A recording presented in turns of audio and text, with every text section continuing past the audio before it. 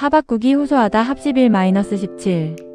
하박국 선지자는 하나님께서 자신의 부르짖음에 응답하시지 않자 탄식하며 하나님께 항의한다.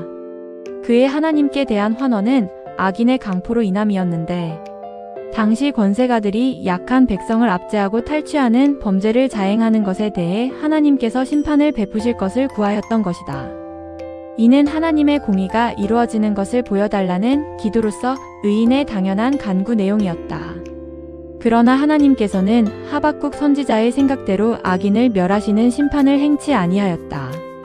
그래서 선지자는 조급한 마음으로 하나님께 불평을 하였던 것이다. 자신의 부르짖음에 대한 응답이 없음을 인하여 하나님께 불평한 하박국 선지자의 항의에 대해 하나님께서는 그의 생전에 예언의 말씀이 성취될 것임을 말씀하시면서 유다에 대한 심판을 경고하셨다. 하나님께서 하박국 선지자의 기도를 듣지 아니하실이 아니라 하나님의 심판의 때가 정하여져 있었던 것이다.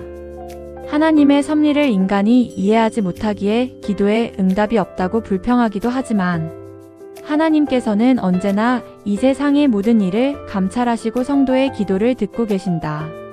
하나님께서는 갈대아인이 유다와 열방을 정복할 것을 예언하신다. 하나님께서는 의민만을 사용하시는 것이 아니라 자신의 뜻을 이루기 위해서 악인까지도 사용하신다.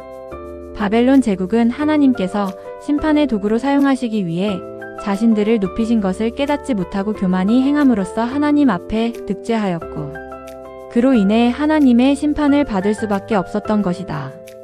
그러나 하박국은 이러한 사실을 이해하지 못한다. 하나님께서 심판을 주관하시는 분임을 믿고 있지만 죄를 미워하고 벌하시는 거룩하신 하나님께서 어떻게 악한 백성인 바벨론을 이용해서 유다를 치시는가 하는 문제에 대해 의구심을 가진다. 바벨론으로서는 하나님의 목적을 달성할 것인지 모른다. 그러나 어떻게 하나님의 의로운 왕국에 혼란과 무질서를 야기시킨 그들이 그런 일을 할 수 있다는 말인가? 하박국은 하나님께서 바벨론을 일으킨에 대한 도덕적 의문을 갖는다. 그러면서 정작 하박국이 하나님께 구한 것은 유다의 이방인에 의한 심판이 아니라 악한 자들이 제거되고 공의와 사랑과 평화가 유다에 일하기를 원한 것이다. 그런데 하나님께서 포악한 이방인들을 통하여 유다를 멸망시키겠다고 말씀하시자 선지자는 더욱 안타까웠다. 그래서 그는 하나님께서 거룩하셔서 악을 참아보지 못하시며 악인을 심판하시는 분인데 어찌하여 유다보다 더 악한 자들인 바벨론으로 유다를 심판하시냐는 것이다. 악인이 자기보다 의도한 자를 삼키는 것을 어찌 용인하시냐는 항의이다.